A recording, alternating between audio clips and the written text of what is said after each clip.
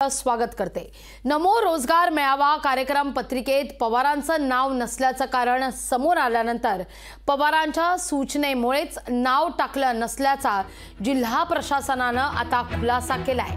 आपलं नाव कोणत्याही शासकीय कार्यक्रमात टाकू नये। शरद पवार यांच्या राज्य शिष्टाचार विभागाला यापूर्वीच तशा स्पष्ट सूचना दिल्या गेलेल्या आहेत असं आता सांगण्यात येतंय।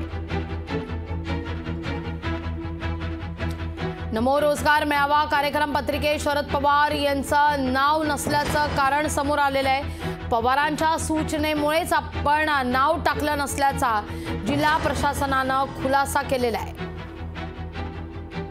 याच विषयी अधिक माहिती घेऊया आपले प्रतिनिधी अमोल धर्माधिकारी यांच्याकडून। अमोल, काल जेव्हा या सगळ्या संदर्भात सुप्रिया सुळे यांना जेव्हा विचारणा केली तेव्हा मात्र असं आपल्या प्रतिनिधीनं थेट विचारलं होतं की जाणीवपूर्वक नाव वगळण्यात आलेलं आहे का।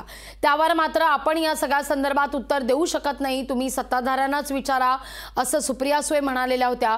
पण आता एक अशी अपडेट समोर येते की पवारांच्या सूचनेमुळेच नाव टाकलं नाहीये असा जिल्हा प्रशासनानं खुलासा केलाय। नेमकं काय घडतंय? नक्कीच पुणे जिल्हाधिकारी कार्यालयाकडून ही माहिती आपल्याला देण्यात आलेली आहे।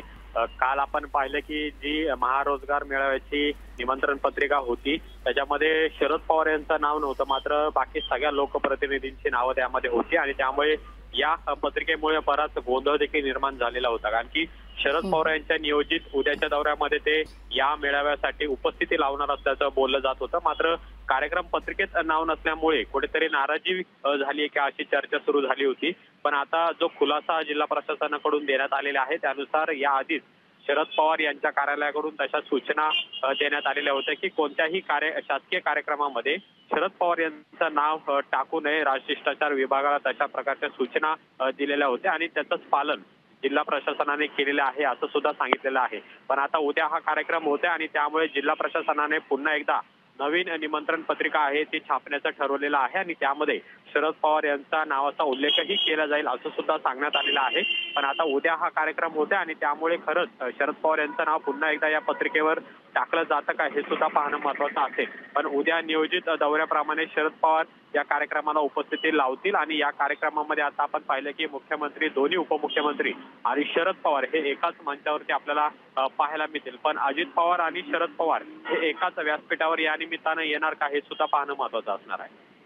त्यामुळे उद्याचा दिवस अमोल फार महत्त्वाचा आहे। सगळ्यांचंच लक्ष बारामतीत आहे। बारामतीत नेमक्या काय घडामोडी घडतायत, पवारांनी जे आमंत्रण दिलेलं आहे जेवणाकरता त्या डिनर डिप्लोमसीला मुख्यमंत्री उपमुख्यमंत्री उपस्थित राहतात का याकडे सुद्धा नजरा असतील।